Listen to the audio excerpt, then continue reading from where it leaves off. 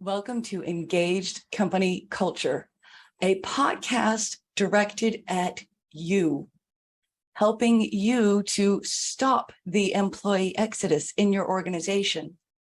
This podcast has 3 different types of episodes.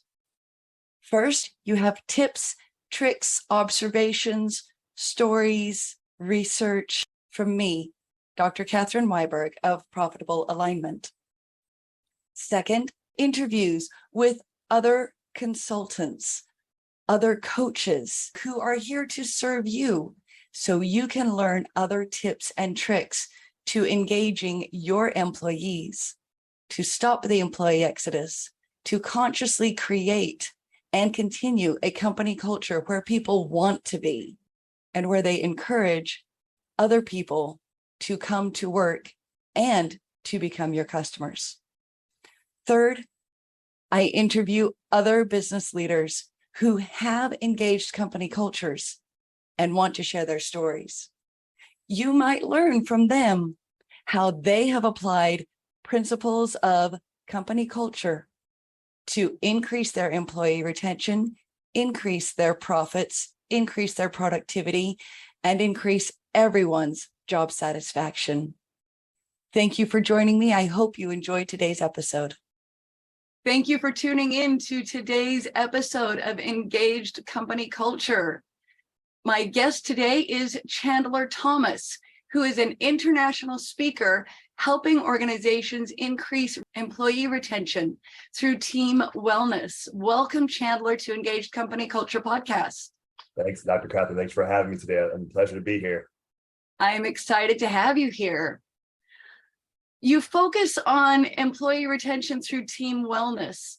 Please share with us what drew you to that approach, that line of work. What led you here?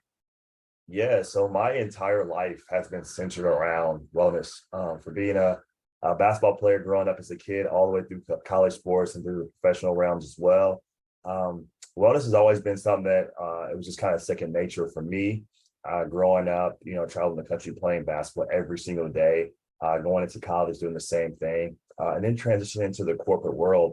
I've seen a huge shift, right? It was, you go to when you're playing a sport for college or for professional as your day-to-day, to it being something on the side, right? And you get very sedentary and you're sitting around all day. And you're like, man, like I'm feeling different. My body's not feeling as good as it used to be. Like, starting to get all like stiff and as you age, things start to change. So it's like, I went through a lot of different organizations, worked for Google, worked for Nike. My most recent career was with Paycom. And I just saw that my health was just taking a huge hit, especially working in sales. You're constantly burning the midnight oil. You're working, 60 hours plus a week. And then, your overall wellness is not, your stress levels and cortisol levels are always high. And you're not working out as much as, you used to, so you start gaining a little bit of weight, you start getting mental fog, don't have as much energy. And I just started feeling myself like not in a very healthy environment, healthy culture. I wasn't putting myself first when it came to my health. And I was like, maybe going to the gym after work and I go there, my head's all foggy, I can't really think too straight. It's just a lot of things that kind of led me to like what I want to do now. Because I know a lot of people are going through those same issues where, they get off of a long day of work. The last thing they want to do is probably go work out. They have to force themselves to the gym or, really, get themselves in a position where, they're taking care of themselves, right? We put so much in these companies and put so much in our corporations, but where are we pouring back in our company? That's what kind of led me to what I'm doing now is how can we start, incorporating or wellness in our day-to-day activities, even on the workforce, in the work life, at the corporate office, so then we're not putting it on the back burner or maybe skipping it when we get home. Fantastic. Thank you. That's something that I've recognized as well. When I was an extremely young person, a teenager in early 20s, exercise was part of life and it was a fun part of life. Yeah. Just like you said, as I've aged, not so much. I can definitely tell the difference when I was an employee and I would go to work and not be fit, not be exercising, that brain fog, it was really something different. I agree. And it's so funny because when we're kids, we don't have any responsibilities. We just work out and have fun. And it's not even working out. It's just like playing a sport or having fun. right? And we lose that as we get older because it becomes more of like a instead of having fun, we're doing it as like we have to do it. It's almost becomes a task, right? And just incorporating that same type of mentality of just having fun, moving your body, right? Being active, right? And it's just not physical health, it's also your mental health, your your spiritual health, your financial health, all these other health that coincide with your personal health. So it's when team wellness is really how to create that championship team from starting off with the individual, right, with your health. Fantastic. How do you present that to corporate audiences and organizations so that they can catch the vision that you have here? For sure. So I do everything from keynotes, team building workshops, offsites, leadership for executives and also sales teams. And what we do is we can, depending on the creativity of how we can work with their teams, we might start off with just a keynote speak and then a team building workshop on the next day, where we can actually get involved, get people active, give people tips, little tips of what they can do at their workplace. So they're, incorporating exercise. Even if it's simple, like instead of taking the elevator to the 5th floor, taking the stairs, right? Or walking on your lunch break while you eat, or pacing around your office if you're on the phone instead of sitting down, right? Or or maybe walking to your lunch spot instead of driving there. Little things that just get your body moving that we can just incorporate that don't really take a lot of time that you can be doing amongst your day-to-day habits is what we like to offer in those talks, in those workshops, and even offering things in little group activities of how to bring people together using a good wellness, like, even when it comes to your mental health, right? Different activities, conversations, talks that we have to have amongst coworkers, just to check on everyone to make sure everyone's in a good mental space on a day-to-day basis, right? And opening up those areas of making it a safe place, really have build a team, camaraderie. When we like to say, when you're in the trenches with people you're fighting with every single day, you want to know that they have your back. And through our workshops, through our techniques, we can sit down with these organizations, figure out where they're struggling, what they're comfortable with doing, so we can actually cultivate that program or that workshop for them so that their team can get the most out of it. Beautiful.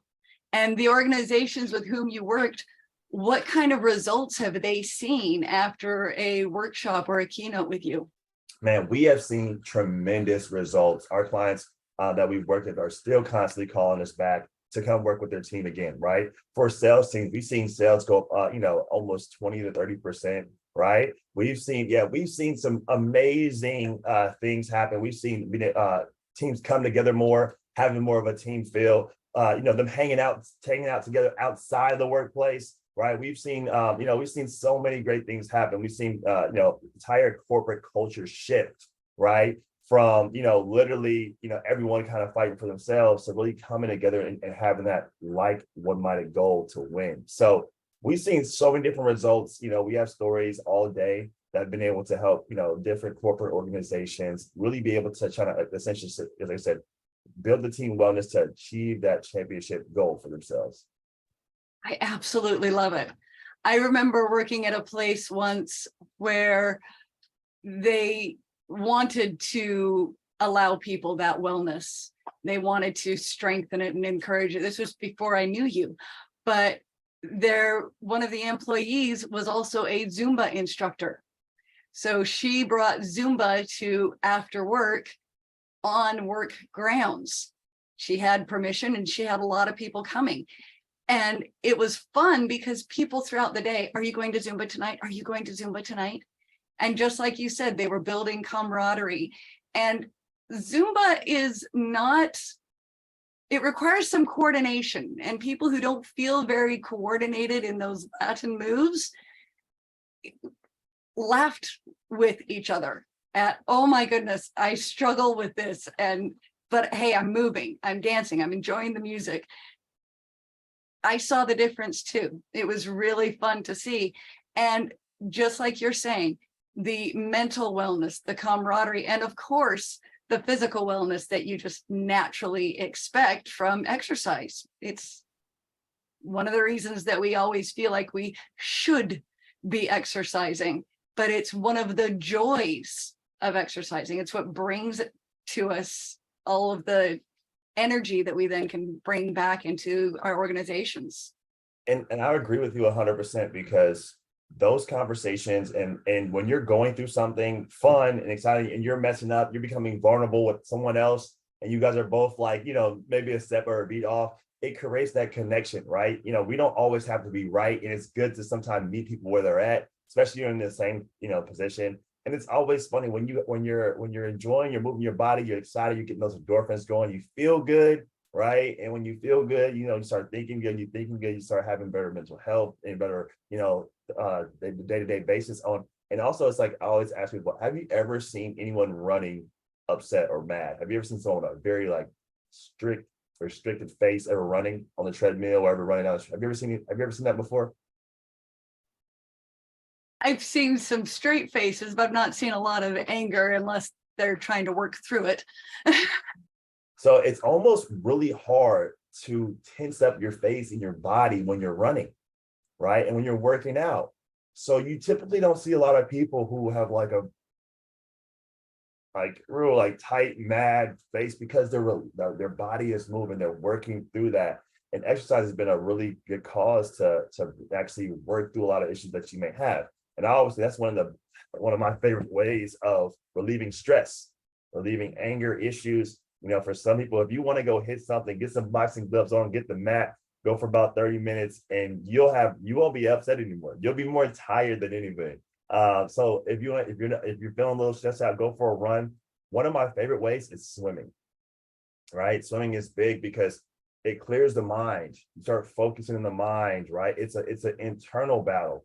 So any issues that you have before, those decimate, and you focus on breathing. You focus on pushing yourself. How long can you hold your breath? How long? And it relaxes the muscles and it gets rid of a lot of the lactic acid in the body. So you're naturally going to feel more relaxed after that, right? And even things like the sauna, right? It has a lot of health benefits. So decreasing your blood pressure, decreasing your chance for heart attack, stroke, even cancers from sitting in the sauna for 15 to 20 minutes a day, right? And you leave there relaxed, you leave there feeling good. And it's just one additional thing to make you feel better going to the work office the next day. Absolutely. Obviously, this is something that you are highly passionate about. What is your favorite thing about the work you're doing right now? The favorite thing about the work I'm doing now is that I live this, right? So it's to be able to work in the way I live and have it. And it's almost like work. I do this for free myself. Like I go work out myself. I teach people what I do. I'm in the gym, like talking to people, we're having these conversations and they're like, oh, wow, like this, I didn't know that. And I'm loving learning from other people as well. And I'm constantly, studying, and it's like doing something you have a passion for, and it's kind of part of your purpose, and helping others with that and helping them actually improve their lives is just amazing because, a lot of things set up in this country aren't built for us to win, right? The food, the sedentary workforce, a lot of those things humans aren't supposed to do those things or intake. So combating those things and incorporating ways to improve your life as a human being is kind of like my passion in general. I love it. The passion that you have for your work is the passion that I wish everybody had for his or her work. I'm spearheading a movement for people to enjoy work. Part of it is finding that purpose, finding that passion, engaging their strengths, engaging who they are, and recognizing that the people they are can fit into the organization where they work. And just like you're bringing in who you are, who you grew up being, and who you've chosen to be, you're taking that into other organizations because of what it's done for you. That's the kind of thing I love helping people to see. So what advice would you give to leaders? Very simple. It's one, start caring about your staff, and not just about how much work they're doing or how many sales they're completing for the business, or even, what they're contributing to the organization. Care about their health, because a healthier team is going to make a wealthier team. You guys going to make more money as an organization when everyone is able to be optimized at 100% because they're feeling good, right? They're working good.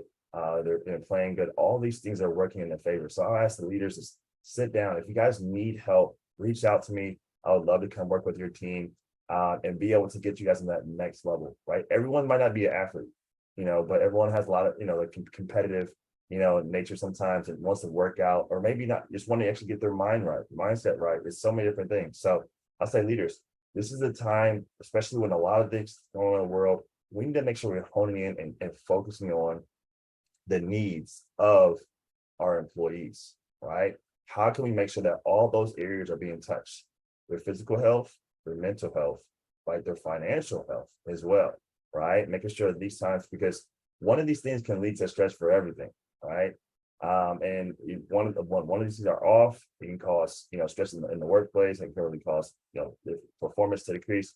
So focusing on the human part components of your employees, not them being a number. That's what I would say for all my executives that care. And when they know you care, they're actually going to work harder for you. I couldn't have said it better. I love it. Thank you. Honestly, recognizing that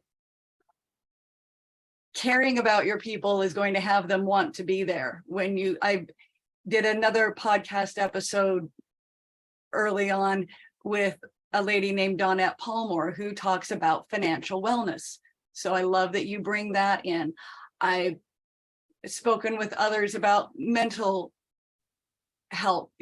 Andrea Michelle is one. You speaking about encompassing the whole being. It's very much recognizing. And if a leader is looking at the bottom line, when somebody is feeling mentally, emotionally, financially, and physically healthy, that person has significantly lower absenteeism. Also, as you mentioned earlier, significantly higher productivity because of a clear mind, the ability to focus, and the camaraderie that we talked about. Even Gallup has in their engagement survey, do you have a friend at work? In the survey tool that I created, do people care about you at work? Do you feel like you're in a safe place, like you're in a safe environment? So I love that you talk about bringing the human back into the workplace. We're not numbers, we're people. We all have different strengths, different skills, different talents, different passions. All of those passions can be brought to bear and to bear fruit in your organization. It's exactly a lot of what you're saying that I hear. I agree. And it's especially in this time now where employees want to feel connected to the organization. And that's how you increase retention, because you start not caring about them, their opportunities to leave are just going to start opening up. But if they're, like you said, doing a Zumba class with, after work, or, connecting with the team, and it's more than just a work environment, they'll start seeing how more important it is to be a part of that. It's like when you're doing more than just work with it, you have friends, and it's harder to leave at that point. You start actually, planting roots in the company, right? And they start growing, and next, you're eating dinner with, your coworkers and their kids, and you're going to picnics, and you're going to, groups together, working out, and their kids are playing together. Now it's harder to leave that organization because you're so ingrained with it. I love it. That is exactly spot on. Absolutely. From everything that we've talked about, there's definitely been a common theme. But what do you most want people to remember or retain from our conversation, Chandler? The biggest thing I want everyone to remember, especially our executives, is that your employees are human. They are a being, they're not a number, right? And the wellness is important. Team wellness is not not something we want to do, something we have to do. It's really between life and death.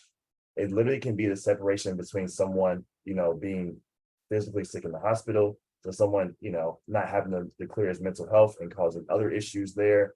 It's so many things that come with even financial health, right? You don't want to lose employees or lose things because financially things have came up, and they went off the rail. It's so many different things. So at the end of the day, knowing that this is team wellness, and wellness is for humans, it's life or death. And it's in the hands of, the decision makers and executives to take this full force, be ahead of the game when this is happening, and go ahead and reach out to me. Let's book us some time. We can just sit down and talk about how we can help your team actually get to that next level. So you start increasing your retention and decreasing that overall turnover for your organization. What is the best way for somebody to reach you?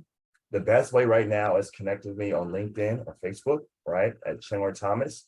And then we'll also be having our website dropping soon. But the best way right now is just to connect with me on LinkedIn, reach out, send me a message, and we'll go from there. Fantastic. And I will have the links to your LinkedIn and your Facebook profiles in the show notes, so you will be easy to find. I have loved this conversation, Chandler, and I appreciate your time. I hope that everybody who has been listening or watching also gets the same amount of value, or maybe more than what I've gotten, because I've gotten quite a bit. But thank you so much for your time today. Thank you for having me. It's my pleasure. Thank you for listening to or viewing today's Engaged Company Culture episode. I hope you have enjoyed the episode. I hope you have learned something and have something that you can apply today to engage your company culture and encourage your employees to enjoy work, looking forward to Mondays instead of only looking forward to Fridays. If you liked this episode, please share it with someone else you know. Also, like and subscribe to Engaged Company Culture anywhere you listen to podcasts. Thank you and have a wonderful day.